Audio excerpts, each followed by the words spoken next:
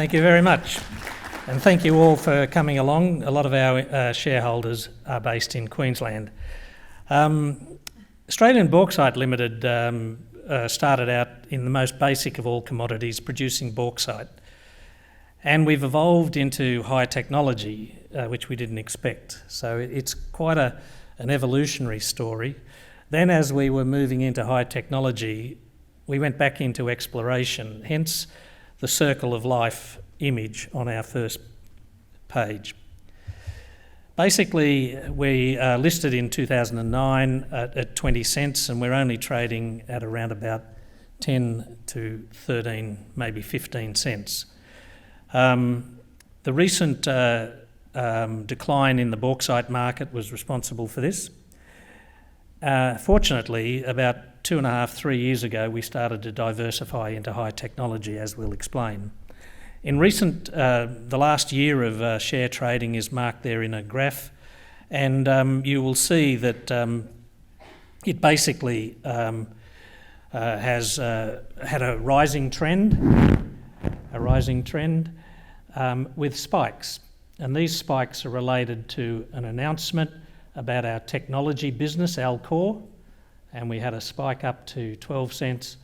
And then recently we announced our rare earth discoveries, and we went up to actually 15.5 cents.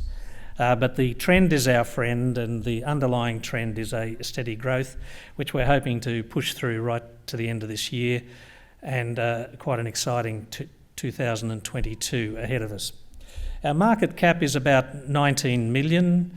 Our peer group that we relate ourselves to are in the 100 million plus to 150 million. To achieve parity with our peer group, we've got to deliver a resource in our rare earths during the next 6 to 8 months, and we believe we can achieve that of all places in Tasmania, and we'll talk about that. We have a very powerful board. Our chairman is an ex-premier of Tasmania, Paul Lennon. I'm the CEO. We have a very powerful board, and we're very proud of it. We have the normal forward-looking statements, which I hope you all memorise and come to my booth and repeat them. Our business focus, this summarises everything about the company. We have Alcor, which is a technology business. It has a pilot plant stage being built now, fully funded, and that will occur during the next half of 2021.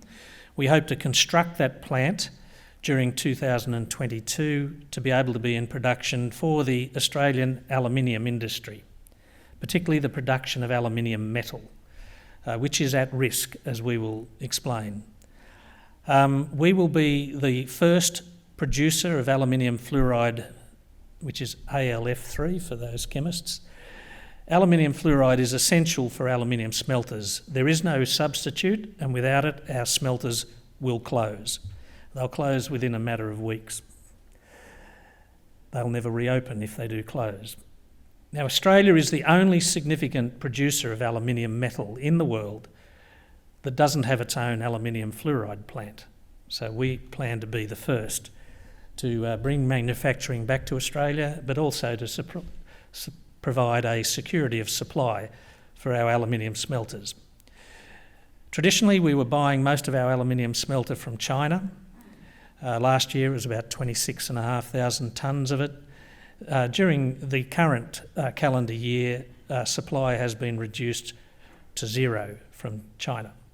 So things have to change, and we are getting a lot of support from the aluminium companies, but in more particular, we're getting a lot of support from the governments. Our second major business that will have a lot of exciting results over the next 6 to 8 months is our rare earth element discovery.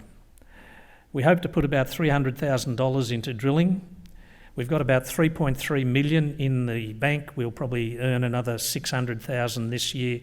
So we are cashed up sufficient to carry this out without delay. We're focusing on Tasmania, northern Tasmania, and we're focusing on the super magnets. The reason that your phone is not as large as a house brick is that super magnets enable electronic components to be miniaturised. And it's super magnets are crucial for electric vehicles in the future. Wind turbines use them for generating their electricity. They're used in our mobile phones, and there's also a crucial military aspect to them. Our rare earths that we've been focusing on are basically water soluble, which means we don't have to mine and crush and acid dilute anything, dissolve anything. We simply flush this material out, we precipitate it, and we hope to sell a concentrate. The best way to describe it is we would get 25% of the contained value of the metals in it, but for only 15% of the cost. So it's the highest margin part of the business, is just extracting the concentrate, which we would sell probably to an Australian company, a Norwegian company, an American or a Malaysian business. The water-soluble process production needs a record of ecological management. ABX is renowned for its environmental excellence. We've been focused on that from day one, and that will help us deliver this project. There is also new bauxite mines being developed. We're building a new mine in Tasmania. We supply a speciality cement grade product that enables the cement makers to make very, very strong cement for bridges, for building bridges. And it's the only Australian producer of that strong cement. Traditionally, we imported it all from China. We're also building a project in Queensland, if and when these restrictions on travel slow down a bit. And we're hoping to fund that project using our Indian partner, who is an expert in the bauxite industry. And we will be supplying Indian customers with bauxite, Chinese customers with bauxite, and importantly, Australian customers. Briefly, the markets. We're in the right markets at the right time. This is a graph over the last 10 years of the aluminium fluoride price, which is published daily. And it goes along, and it's averaged around about $1,200 US a tonne, and that's the price we're using in our feasibility studies. The tonnage being supplied out of China is marked here monthly, and it's now fallen down to effectively zero. It is zero for Australasia. Our production costs are typically $600 to $800 US a tonne, and the market price is about $1,200 a tonne. It has a very good operating margin. The long-term price allows us to have a margin of $400 to $600 a tonne. Now, there are conservative assumptions in that. We believe there is potential to lower our costs even more using this Australian technology that we're using. The capital cost of the plant that we're hoping to put into place during 2022 is around about $20 million Australian, and we're hoping to generate an EBITDA of 5 to 8 million, and when we build the final 60,000 tonne plant, we hope to be throwing off $50 to $60 million a year, and at that stage the business will grow into other fluorine-based technologies, which includes high purity alumina and other businesses. Aluminium fluoride is the big hope for the side for lithium-ion batteries, that the technologists are hoping to be able to increase the power of lithium-ion batteries using aluminium fluoride as one of the components. That will take years. Alcor is strategically important, as I've explained, but it has this nice little feature in that the technology that we've got, the patented Australian technology, takes wastes that are thrown out from aluminium smelters. These wastes are aluminium rich, and there's another waste that is fluorine rich, and we're trying to make aluminium fluoride. We've found a way of combining those two waste products into a process that is patented, and it's our technology, to make aluminium fluoride, which we then sell back to the smelters. The smelters like it because it reduces their environmental footprint. So it's got a lot of pluses to it, and we are pressing along quite well. We are now manufacturing commercial grade aluminium fluoride in our research plant, which is a $2.5 million plant. It's one of only 12 in the world, and it is the only one in the Southern Hemisphere that is licensed to be able to do the research we do. We're hoping that our operating costs, this is a graph of the operating costs by tonnes produced, and they start down here at about $700 a tonne, which is where we hope to be located, and the majority of production is over $1,500 a tonne, mainly in China. So we will be well positioned. Now, getting on to our rare earth elements, again, the trend is our friend. This is our main mineral commodity, neodymium, and we'd like you all to learn how to pronounce that name. Rare earths are a rare pronunciation challenge. There are some rippers in the rare earth periodic table, but just it's the main component of supermagnets, neodymium. And you can see its price over the last 5 or 6 years. It has had ups and downs, but it is now definitely on an upward trend, and that is because the major electric vehicle manufacturers have announced that there is simply not enough supermagnet rare earths elements in the world supply chain to supply the electric vehicles. And the Americans and the European manufacturers are pushing Australia to lift its game. Can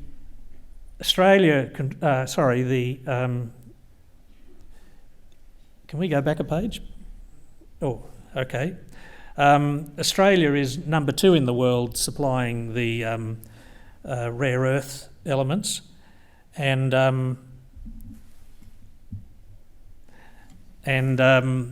we hope to be a much bigger player worldwide. China currently controls about 86% of the world's supply of rare earths. And given that it's a rapidly growing market, Australia has to lift its game and start to bring in production. We only have one company that is producing the final metal at the moment, and that's Lynas Corporation. And they've taken 25 years to get to that stage. We would hope to supply an intermediate concentrate to allow them to boost their production. There is one feature about our deposit which is very good, and that is it's water soluble. It also is free of uranium and thorium, so it is very low in radioactivity, which means that it can be produced in any country in the world. Our water solubility component allows us to talk about a in situ leaching technology, which is used in uranium, where there's an ore body down at the bottom, you put a production well down, you pump your water in the pumping wells, that pressurizes the ore body and pumps water back up, carrying predominantly the rare earth elements. This is the cheapest and lowest capital cost way of producing rare earth elements, and we're hoping to be able to do that in Tasmania. You can only do it in certain areas that are low land value, and this is a photo from our deposit, which has just been cleared from a hardwood. It's a hardwood plantation that was placed there because of the low value land. We basically came in, this is a 500 metre scale map. We started getting sniffs of rare earths over in these holes here.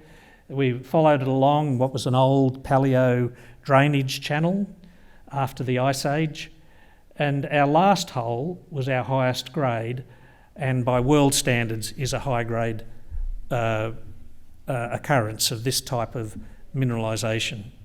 So it's important for us to honour our paramount policy that we always leave land better than we found it, and we only operate where we're welcomed, and we will certainly leave the land a lot better than our forestry colleagues leave it when they harvest the land. Finally, our bauxite business, we've got new rare earths down in a bauxite deposit in Tasmania. We had our first mine in Tasmania, and that's been producing for quite a while, and we're now at the final rehabilitation. Our second mine on an extension of that deposit is being opened up now, and we're applying for the mining lease. That'll be granted by the end of the year. We have a very excellent record with the environmental permitting.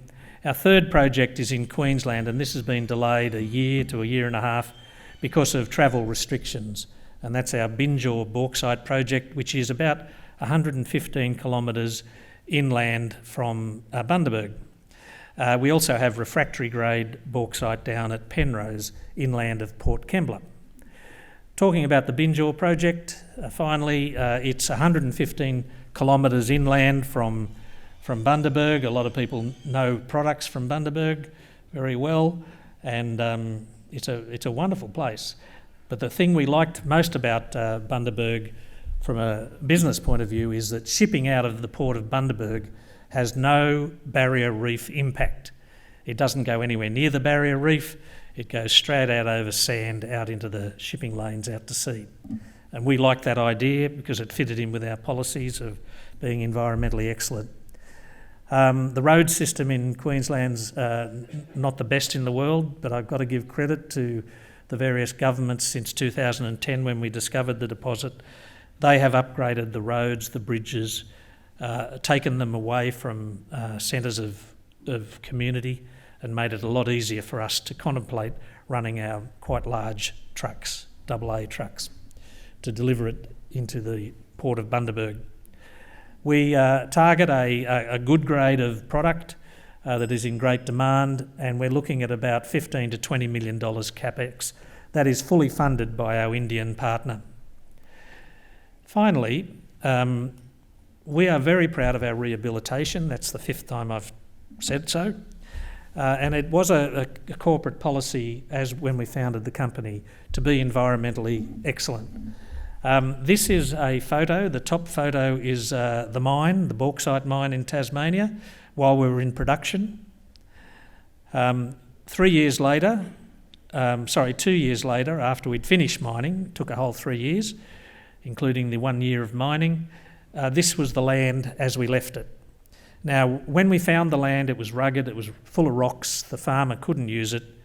He's now growing a crop on it, he ploughs it, he's got very high value land out of it. We're quite proud of that.